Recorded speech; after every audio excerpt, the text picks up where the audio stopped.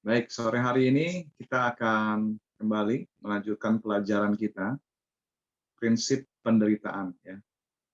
Kita sudah belajar 2 kali pertemuan, ini pertemuan ketiga.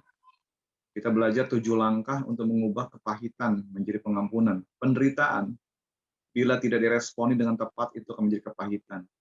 Karena itu kita sudah belajar bagaimana mengubah kepahitan menjadi pengampunan. Nomor satu adalah bertobat dari nilai-nilai yang sementara. Ya.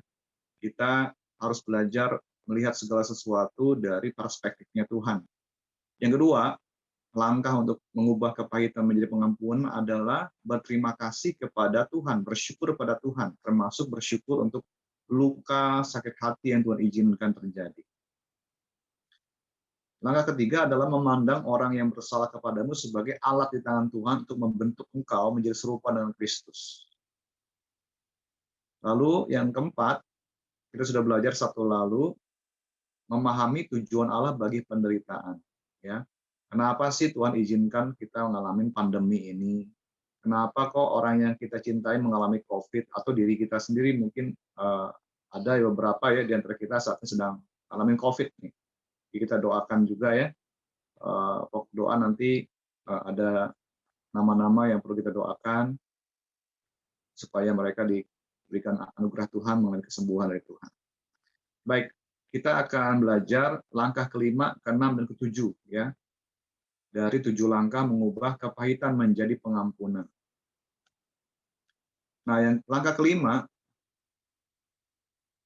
adalah bandingkanlah hutangmu kepada Tuhan dengan hutang orang yang bersalah kepadamu. Kalau kamu berdoa, doa Bapa kami. Bapa kami di surga, dikuduskanlah namamu, datanglah kerajaanmu, jadilah kehendakmu di bumi ini seperti dalam surga. Berilah kami pada hari makanan kami secukupnya, dan ampunilah kami akan kesalahan kami, seperti kami juga mengampuni orang yang bersalah kepada kami. Nah, sesungguhnya kalau kita berdoa doa Bapa kami, kita akan minta Bapa di surga mengampuni kesalahanku, seperti aku mengampuni orang yang bersalah kepada aku. Nah, kalau kita tidak mengampuni orang yang bersalah, Bapa di surga juga tidak mengampuni. Di Matius 6 ayat 14 sampai 15 dikatakan, karena jikalau kamu mengampuni kesalahan orang, Bapamu yang di surga akan mengampuni kamu juga. Tapi jikalau kamu tidak mengampuni orang, Bapamu juga tidak akan mengampuni kesalahanmu. Hati-hati ya. Nah, untuk membantu kita punya perspektif dari Tuhan, melihat orang yang bersalah kepada diri kita, Tuhan Yesus memberikan perumpamaan tentang hamba yang tidak mau mengampuni. Perumpamaan ini adalah untuk jawaban Tuhan terhadap pertanyaan Petrus. Guru, Tuhan, sampai berapa kali aku harus mengampuni saudaraku yang bersalah padaku? Sampai 7 kali. Yesus berkata, bukan. Aku berkata kepadamu bukan sampai 7 kali, melainkan sampai 70 kali 7 kali. Ya. Lalu Tuhan Yesus menceritakan perumpamaan ini. Ada seorang raja punya seorang hamba yang berhutang kepadanya 10.000 talenta. Diperkirakan di kurs sekarang 700 miliar lebih. Hamba itu tidak punya uang untuk membayar hutang, oleh karena itu raja memerintahkan ia, anak-anaknya, istrinya dijual sebagai budak dan bahwa semua harta miliknya dijual. Uang hasil penjualannya diperhitungkan sebagai bayaran hutang. Kemudian hamba yang berhutang ini menyadari kondisinya tanpa pengharapan, dia berlutut di depan raja, mohon kepada raja kasih waktu lebih, janji untuk bayar seluruh hutangnya. Tatapan yang menyedihkan dari hamba itu membawa belas kasihan di hati raja. Oleh kemurahan hati raja, akhirnya raja melepaskan dia dari hutang. Lalu hamba itu keluar, menemukan seorang hamba yang berhutang kepadanya 100 sen, atau diperkirakan sekarang 600.000 rupiah. Hamba yang baru saja diampuni oleh raja itu mencengkek kerongkongan peminjam itu menuntut pembayaran. Penerima pinjaman itu berlutut mohon, sabar, janji akan dilunasi. Tapi permohonan sia-sia, kenapa? Karena si pemberi pinjaman itu ngotot, ya harus dibayar. Nah, akhirnya memenjarakan orang itu. Ketika raja mendengar apa yang terjadi, ia panggil hamba yang telah ia ampuni, ia berkata gini, hai hambaku yang jahat, seluruh hutangmu telah kuhapuskan karena engkau memohonkannya kepadaku. Bukankah engkau pun harus mengasihani kawanmu seperti aku telah mengasihani engkau? Kemudian raja mengirim hamba yang jahat ini kepada para penyiksa sampai ia bayar semua kewajiban. Tuhan Yesus menyimpulkan cerita perumpamaan ini dengan peringatan begini. Maka Bapamu yang di sorga akan berbuat demikian juga terhadap kamu apabila kamu masing-masing tidak mengampuni saudaramu dengan segenap hati. Ketika kita minta pengampunan dari Tuhan, meminta keselamatan, kita seperti hamba yang diampuni hutangnya itu. Kita nggak bisa bayar, tapi Tuhan oleh kemurahan hatinya membebaskan kita dari hutang. Dengan melakukan itu, Tuhan memulihkan persekutuan kita dengan Tuhan, supaya kita bisa masuk hadirat Tuhan tanpa rasa bersalah, karena hutang kita yang memisahkan kita. Nah, kalau Tuhan sudah ampuni, semestinya kita mengampuni orang yang bersalah pada kita. Ketika kita gagal mengampuni orang yang bersalah kepada kita, maka Bapa di surga pun akan menyerahkan engkau kepada para penyiksa untuk didisiplin. Ada dua yang menyiksa orang. Kalau orang nggak mau mengampuni, itu pertama rasa bersalah, kedua kepahitan. Kedua penyiksa ini akan minta dari kamu pembayaran yang lebih mahal daripada yang kamu bisa bayangkan. Kenapa? Karena tiap hari kamu akan dihantui, diganggu oleh rasa bersalah dan kepahitan. Karena itu firman Tuhan berkata di Kolose 3 ayat 12-13, sebagai orang-orang pilihan Allah yang dikuduskan dikasihi Allah, kenakanlah belas kasihan, kemurahan, kerendahan hati, kelemah lembutan, kesabaran. Sabarlah kamu seorang terhadap yang lain, dan ampunilah seorang akan yang lain apabila yang seorang menaruh dendam terhadap yang lain. Sama seperti Tuhan telah mengampuni kamu, kamu perbuat jugalah demikian. Kalau Tuhan sudah mengampuni kita, maka kita pun harus mengampuni orang yang bersalah kepadamu. Ya, kita harus pertimbangkan. Jangan sampai ada kepahitan di hati kita. Karena kalau kita kepahitan, kita menyalahkan orang, kita menolak untuk mengampuni, itu semua adalah penjelmaan dari kebencian. Dan orang yang membenci orang lain, tidak ada hidup kekal dalam dirinya. Karena Tuhan menganggap, menyamakan orang yang benci pada saudaranya itu sebagai seorang pembunuh. Nah, karena itu pertimbangkan ya, hal ini. Jangan sampai kamu menyimpan kepahitan di hati kamu. Jangan sampai kamu tidak mau mengampuni orang yang bersalah kepadamu. Siapapun itu, mungkin ayahmu, ibumu, kakekmu, nenekmu, temanmu, gurumu, siapapun itu. Harus mengampuni. Nah, sekarang kita langsung terapkan di project di kolom yang kelima. Ya. Coba ingat-ingat, daftarkan apa yang kamu lakukan, tanda kutip, membunuh orang yang belum kamu ampuni. Ya. Kau bisa membunuh orang itu dengan apa? Dia sudah mengesalkan hatimu, aku anggap dia tidak pernah ada. Ya, no exist. Jadi dianggap orang itu nggak pernah ada. Atau kamu berpikir jahat tentang orang itu, ingin orang itu mati aja dah. Kamu mau membunuh reputasinya, nama baiknya. Dengan tanganmu sendiri atau melalui orang lain, kamu melampiaskan sakit hatimu dan menghancurkan dia. Nah, kalau ada sikap hati seperti itu, kepahitan, kemarahan, kegeraman kepada orang lain yang bersalah padamu, tuliskan itu, kemudian doa kepada Tuhan. Ya, kita harus mengampuni kan. Ceritakan kepada Tuhan bahwa kamu mau secara penuh memaafkan orang itu. Jadi di lembar kerja pengampunan, kolom kelima, sudahkah aku mempertimbangkan hutangku kepada Tuhan? Ingat, Tuhan sudah mengampuni dosamu, kesalahanmu. Tuhan juga mau supaya engkau mengampuni orang yang bersalah padamu. Jangan sampai kamu membenci orang itu, ada kepahitan. Ya, karena kalau kamu benci orang itu, kamu sama dengan seorang pembunuh di mata Tuhan. Karena kalau orang benci, itu pasti pengen orang itu mati. Musuhnya mati. Nah, ada nggak hati seperti itu? Pikiran seperti di hati kamu? Kalau ada, hati ini kita coba belajar untuk Tuhan berdoa, Tuhan insafkan aku. Ya. Kalau ada, kemudian tulis doamu untuk mengampuni orang yang secara penuh bersalah kepadamu, siapa itu. Oke? Tuhan, kami mau mengampuni orang yang bersalah setiap kami, seperti kami juga diampuni oleh Tuhan. Kiranya kami semua dibebaskan dari kepahitan, dari setiap luka, sakit hati, baik perkataan maupun buatan orang lain kepada setiap anak-anak ini. Dalam nama Yesus. Amin. Amin. Baik. Jadi langkah kelima,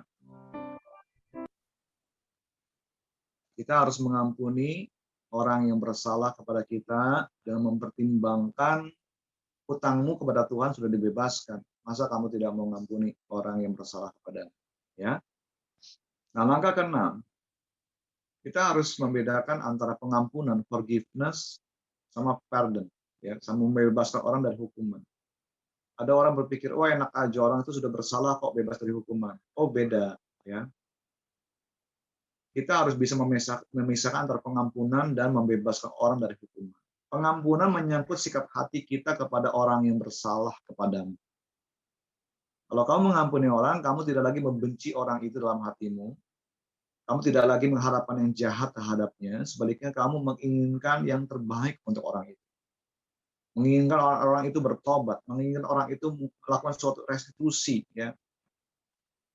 Ada pemulihan antara dia dengan Tuhan, dia dengan kamu dan orang lain.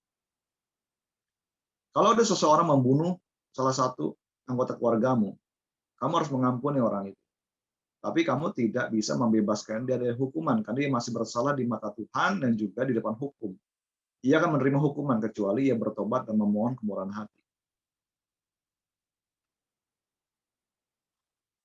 Pembebasan dari hukuman itu melepaskan seseorang dari hukuman yang sah atas kesalahan. Dan orang yang mengabulkan suatu pembebas hukuman harus punya wewenang, yurisdiksi secara hukum untuk melakukan. Dalam Mika 6 ayat 8, dinyatakan Tuhan selalu mencari keadilan sebelum kemurahan hati. Hai manusia, telah diberitahukan kepadamu apa yang baik dan apakah yang dituntut Tuhan daripadamu selain berlaku adil, baru setelah itu mencintai kesetiaan. Hidup dengan rendah hati di hadapan Allah. Itu menuntut keadilan. Karena itu orang yang bersalah harus dihukum. Nah, Tuhan bisa menggunakan kamu untuk membantu orang yang bersalah kepadamu kepada pertobatan, sebagaimana Tuhan memakai Yusuf membawa saudara-saudara laki-lakinya kepada pertobatan. Ketika Yusuf ada di Mesir, dia sudah mengampuni semua saudara laki-lakinya yang telah berbuat jahat kepadanya. Namun Yusuf tahu bahwa saudara-saudara laki-lakinya itu masih terikat akan rasa bersalah dan kepahitan. Ya. Jadi Yusuf mesti bantu mereka kepada pertobatan. Dan untuk itu butuh waktu bertahun-tahun, ya. Sampai Tuhan perlu menggunakan tekanan ya berupa bencana kelaparan sehingga saudara-saudara Yusuf itu datang ke Mesir dan kayaknya ketemu sama Yusuf. Dan akhirnya mereka bisa dibantu oleh Yusuf untuk mengalami pertobatan. Yusuf berkata, kamu mereka-reka yang jahat terhadap aku, tapi Tuhan mereka-reka yang baik. Jadi Tuhan mengutus aku lebih dulu dari kamu supaya aku bisa pergi ke Mesir dan supaya semua kamu terpelihara. Dan akhirnya saudara-saudara Yusuf itu mengalami pemulihan. Ya. Ada saling pengampunan di situ. Ada rekonsiliasi di situ. Nah, di proyek ke-6, di kolom 6, daftarkan mereka dengan siapa orang yang bersalah kepadamu perlu didamaikan. Apakah kamu mau seperti Yusuf, dipakai oleh Tuhan untuk mendamaikan? Kalau kamu baca kitab Mazmur banyak sekali doa tentang penghakiman. Ya. Nah, kamu harus sadari bahwa kita hidup karena kasih karunia Tuhan, kita juga harus mohon kepada Tuhan supaya Tuhan memakai setiap kita, membawa orang yang bersalah kepada kita kepada pemulihan. Dan itu mungkin butuh waktu bertahun-tahun. Ya. Tapi yang paling penting adalah apakah engkau punya hati yang rela untuk dipakai oleh Tuhan untuk membawa pendamaian. Ya. Orang yang bersalah kepada kamu juga boleh didamaikan. Nah, jadi di kolom 6, sudahkah aku memisahkan pengampunan dengan membebaskan orang dari hukuman? Kalau orang bersalah kepada kamu, ampunilah orang itu. Ya. Ampuni orang itu. Dan orang yang bersalah, apakah engkau punya hati supaya orang itu dipulihkan? Nah, orang yang bersalah kepadaku harus membuat rekonsiliasi dengan siapa saja. Nah, coba kamu pikirkan. Ya. Terrefleksi 1 menit untuk kolom yang ke-6 ini. Silakan kalau engkau punya orang yang memusuhi kamu, orang yang bersalah kepada kamu, ya, apakah orang itu sudah kamu ampuni? Apakah kamu mau juga untuk membantu orang itu mengalami pemulihan dengan siapa saja? Oke, kita masuk ke langkah ketujuh ya. Kalau orang sudah melakukan langkah 1, 2, 3, 4, 5, 6, tapi tidak melakukan langkah ketujuh, ini bisa belum menang mengatasi kepahitan. Langkah terakhir ini sering dilewatkan oleh orang yang sedang mencari jalan untuk memiliki roh pengampunan. Padahal langkah terakhir ini adalah kunci mengubah kepahitan menjadi pengampunan, mengubah kepahitan menjadi cinta sejati, di mana kita bisa mengasihi orang yang bersalah kepada kita. Yaitu apa? Secara sukarela berinvestasi dalam kehidupan orang yang bersalah kepadanya. Secara sukarela kita berinvestasi kebaikan, menginvestasikan hal-hal yang berharga dalam kehidupan orang yang bersalah kepada kita. Ya, ada cerita dua saudara laki-laki Kristen terkejut suatu pagi ketika mereka pergi ke sawah mereka menemukan bahwa air yang telah mereka angkut ke atas bukit pada hari sebelumnya telah dialirkan oleh tetangga mereka ke dalam petak sawahnya sendiri. Nah, saudara laki-laki ini memaafkan tetangga mereka dalam hati mereka, lalu memperbaiki tanggul parit yang rusak, lalu mengangkut air lagi. Tapi hari berikutnya itu tetangganya melakukan hal yang sama. Jadi mengalirkan air ke sawahnya sendiri dan tidak mengalirkan kepada kedua sawah kepada kedua orang ini. Kemudian mereka bagi gembala mereka bertanya, kenapa ya? Kami sudah mengampuni tetangga kami yang bersalah itu, tapi kok kami tidak ada sukacita di hati kami? Kok kami tidak punya hati yang mengasihi tetangga kami itu? Padahal kami sudah mengampuni, sudah memaafkan dia. Lalu gembala yang bijaksana berkata begini, kamu tidak akan pernah mempunyai kegembiraan di hati kamu, cinta kasih untuk tetangga kamu, sampai kamu mulai mengairi petak sawah tetanggamu. Nah, gagasan itu pada mulanya terdengar nggak masuk akal. Orang tetangganya udah berbuat nggak benar, tapi akhirnya kedua saudara laki-laki itu memutuskan untuk mencoba. Pagi harinya, ketika mereka sudah melakukan itu, mereka takjub. Kenapa? Semakin lama mereka bekerja di petak sawah tetangga mereka, semakin bertambah kegembiraan yang mereka miliki dalam Tuhan. Ada sukacita di hati mereka. Dan semakin besar cinta kasih yang mereka punya untuk tetangga mereka. Mengapa itu bisa terjadi? Itu terjadi karena mereka dengan sukarela menginvestasikan harta berharga mereka. Yaitu apa? Menginvestasikan waktu mereka, tenaga mereka, air yang berharga buat petak sawah mereka, buat tetangga mereka. Kita berkata, di mana hartamu berada, di situ juga hatimu berada. Jadi, harta berharga, hati mereka bersama-sama, itu diberikan kepada tetangga mereka. Ya. Setelah mereka mengairi petak sawah tetangga mereka selama beberapa waktu, tetangga itu kemudian datang kepada mereka, mengakui kesalahannya, akhirnya menjadi seorang Kristen. Kenapa bisa terjadi? Karena kedua saudara laki-laki ini menginvestasikan harta berharga mereka kepada orang yang bersalah kepadanya. Nah, prinsip ini seperti yang Tuhan Yesus ajarkan, yaitu tentang perjalanan mil yang kedua.